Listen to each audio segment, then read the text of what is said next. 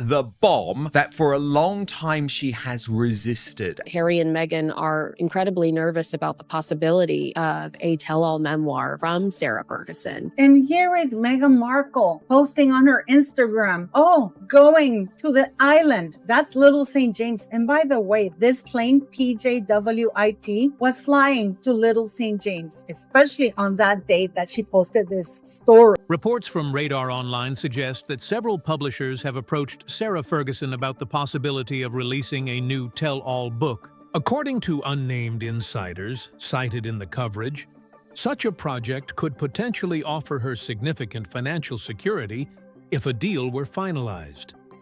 The reports also claim that attention around a possible memoir has raised concerns among observers about how private royal moments. Please subscribe, it cost you nothing, but it truly so much to me. And behind-the-scenes conversations might be described by someone who was present during key events. She knows the way for the big payday is a Prince Harry-style autobiography. A $20 million advance, like Harry received, is what she wants. Some commentators have noted parallels with the commercial success of Prince Harry's memoir, Spare, which reportedly generated substantial earnings and global media attention. And the people who are most terrified about this are Prince Harry and Meghan Markle, because it is Fergie, of course, who could reveal all about what really went on with this couple and the British royal family and Andrew behind the scenes. Our journalist Tom Sykes of the Daily Beast previously reported that palace courtiers were quietly uneasy about what he described as the possibility of Ferguson pulling a Harry, meaning securing a major publishing payday while sharing personal stories over which the royal institution would have little editorial control.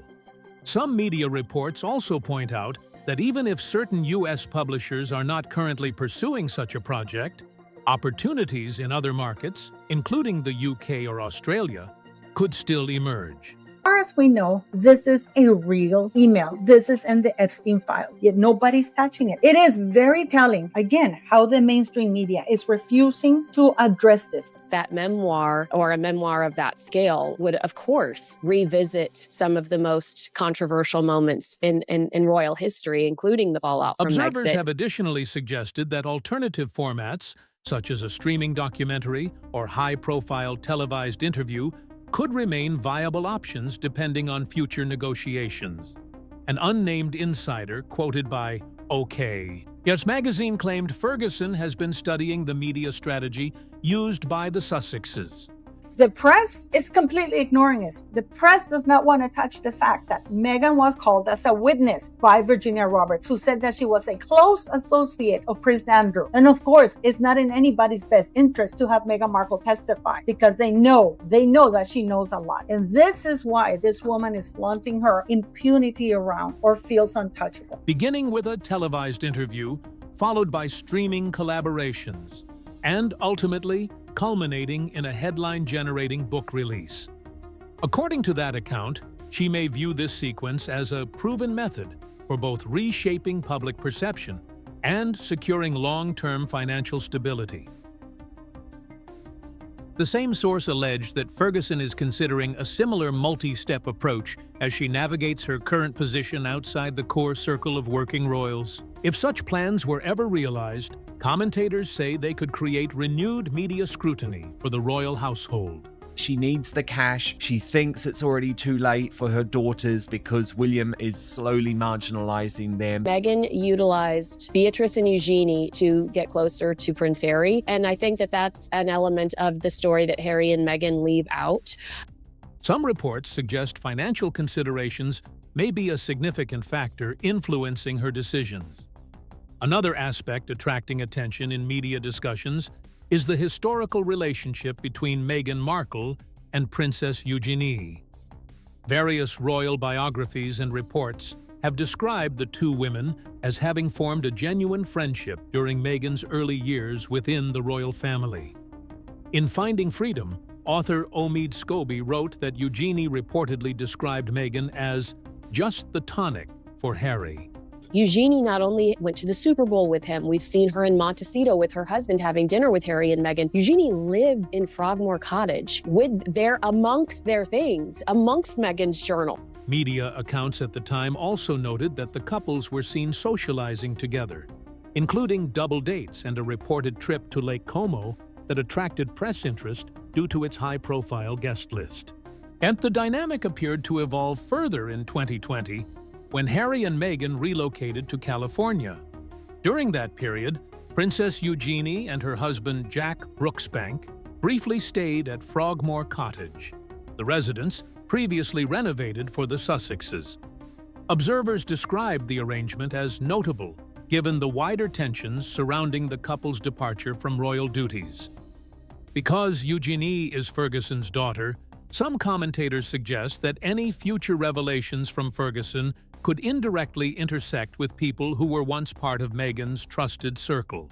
I'm not sure how far Fergie would go. Perhaps Meghan and Andrew have crossed paths. I mean, it's something that I'm not sure will even come to light. I mean, it's highly suspicious given the circles that Andrew and Meghan have obviously floated in. You know, we have photographic evidence of Meghan hanging around with friends of, you know, who Andrew did, the Epstein circle. Reports from multiple outlets have stated that during Meghan's early adjustment to royal life, Eugenie was among the family members she reportedly felt comfortable confiding in about personal frustrations and challenges. And these claims remain largely based on unnamed sources and retrospective accounts. Nonetheless, they have contributed to speculation about how private conversations between friends might later become relevant if memoirs or interviews were ever produced. Who was Virginia Giuffre's attorney, wanted Meghan Markle to give evidence in the civil trial, saying that there were things about Andrew that she knew. That's true. He's gone from a £13,000 a night Zurich wellness retreat to a spa hotel, a VIP spa hotel in Ireland. She's been to the Middle East begging for money. She's got no economic options left. No one's giving her money anymore. Separately, Tom Sykes has described Ferguson's current position in stark terms, portraying her as largely outside official royal structures and without public funding.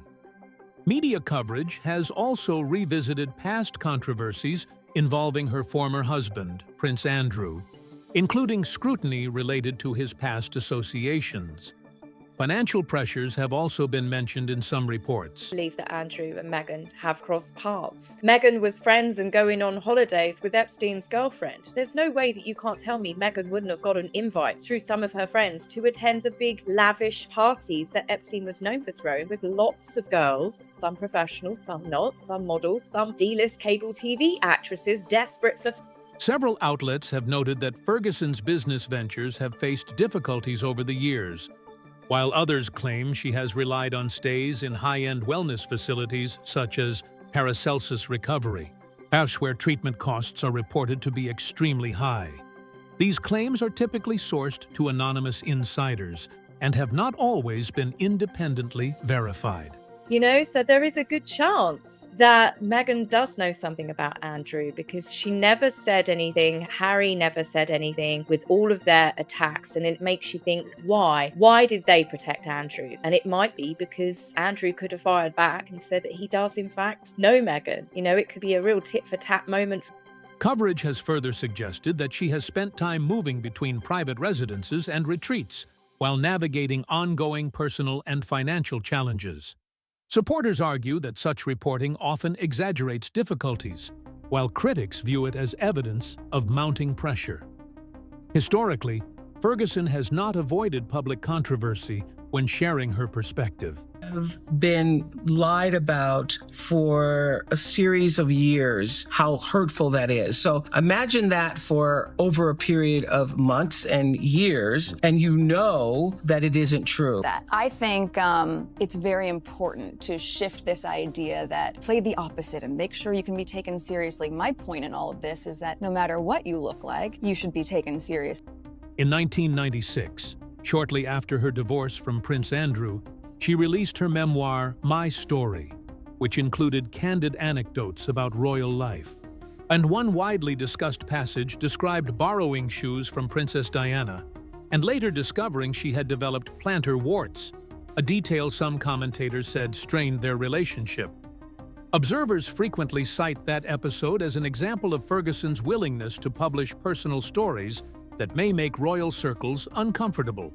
We all know that they behaved badly. We all know that they treated staff badly. We all know that Meghan definitely bullied everybody and anybody that she could, whether it be the Queen's chefs, the gardeners, Catherine and William's nanny, the Queen's dresser. I mean, Meghan really was a force when she joined that family of just... Current family dynamics are also the subject of ongoing reporting. For instance, Radar Online has claimed that Princess Eugenie may be preparing accommodation for her mother at a property in Portugal, although such details have not been officially confirmed. Meanwhile, reports suggest Prince Andrew has maintained a low public profile while residing primarily at Royal Lodge. Taken together, media narratives often portray the York family as navigating a complex period marked by controversy, financial uncertainty, and shifting public perception. What they're ultimately scared of with the Fergie book is alternative versions of events coming out. Since Harry and Meghan have moved here, they've monetized their version of events, not necessarily the truth, but their truth through Spotify, Netflix, and Harry's book. One unnamed friend, quoted by OK Magazine, reportedly said that a fully candid memoir from Ferguson could reveal sensitive information about royal history, using the phrase, "where the bodies are buried." Another source suggested that financial motivation may play as significant a role as personal expression in any decision to publish. Jeffrey Epstein was also Harvey Weinstein, very prominent. There were members. Meghan Markle was just one of the working girls for Soho House. Call girl, working girl, escort, whatever you want to call it. That's what she was. For now, the possibility of a tell-all project remains speculative. Whether Ferguson ultimately pursues a book, television interview, or streaming partnership, or chooses to remain silent, continues to be closely watched by royal commentators and media analysts alike. After facing significant health challenges, becoming a grandmother, and watching her position within royal circles evolve in a relatively short period, young Sarah Ferguson is widely seen by commentators as living a very different life from the one she once led. Some royal observers say the current reaction within the royal household suggests that the possibility of her publicly sharing her perspective, whether through a memoir, interview, or documentary, is being taken seriously. According to reporting cited by In Touch Weekly, there have been internal discussions among certain royal insiders about whether legal options could be considered if a tell-all project were to move forward. These claims remain unconfirmed, and no formal legal action has been announced. Still, the suggestion that preventative steps might even be discussed has been interpreted by some commentators as an indication of concern about potential reputational impact.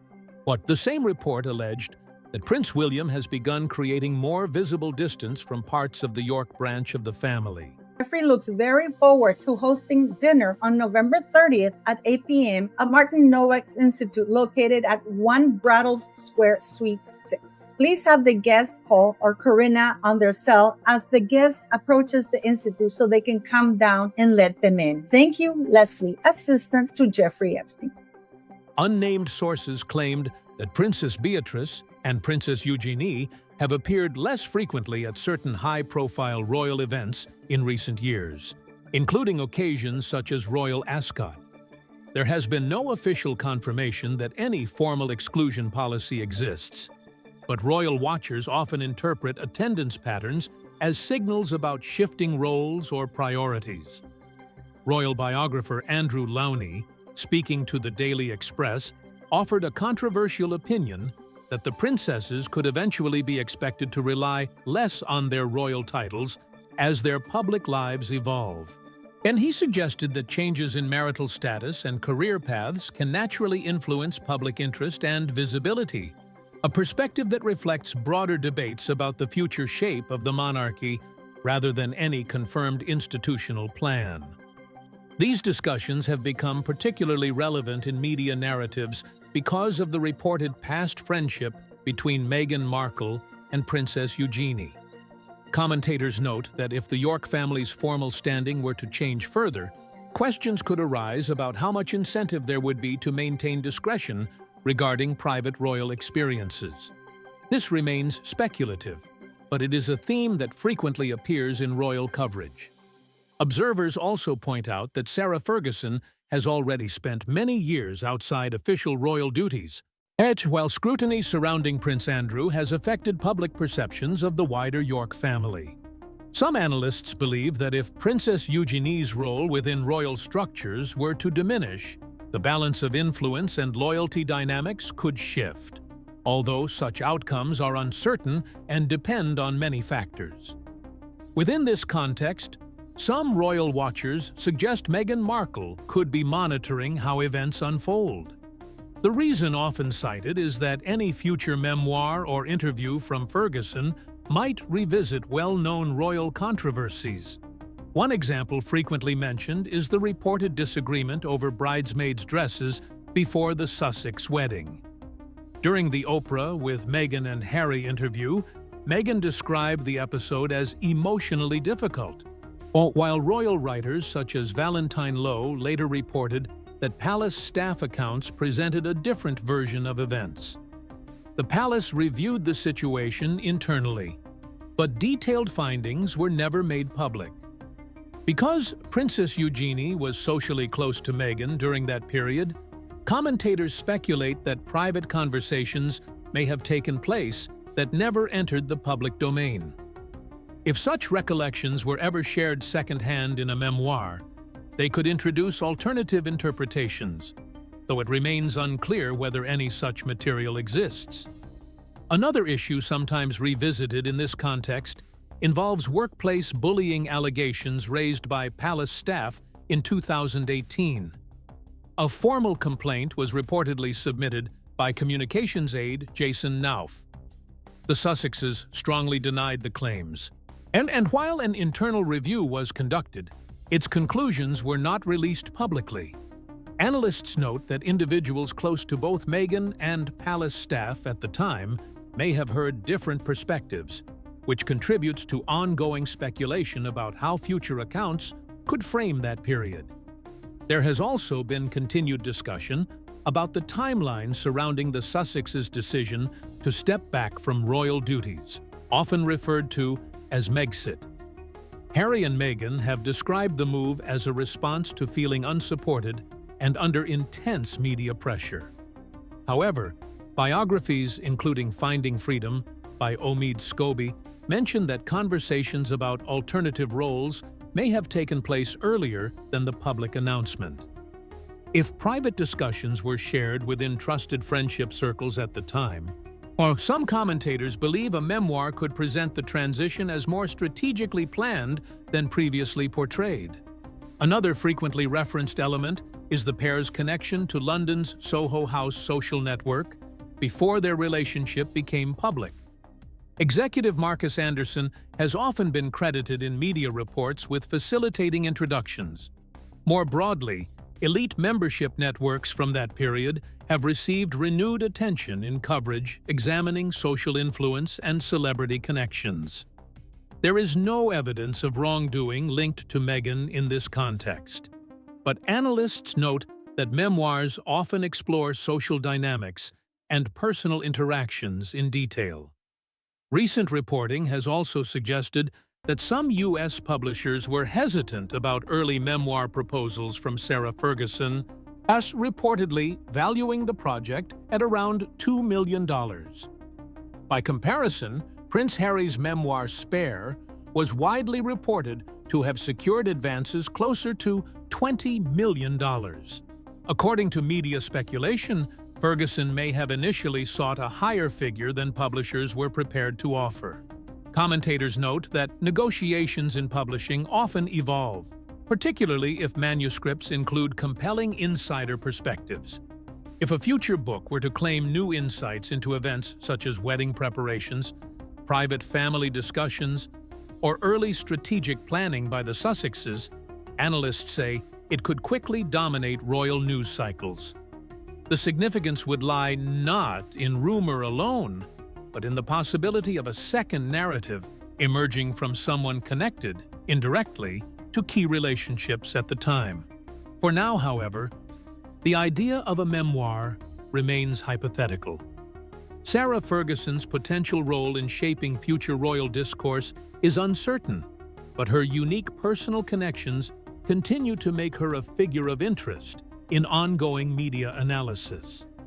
As some commentators note, individuals with the least formal power can sometimes influence public narratives most strongly, particularly when they choose to share personal experiences after years of silence.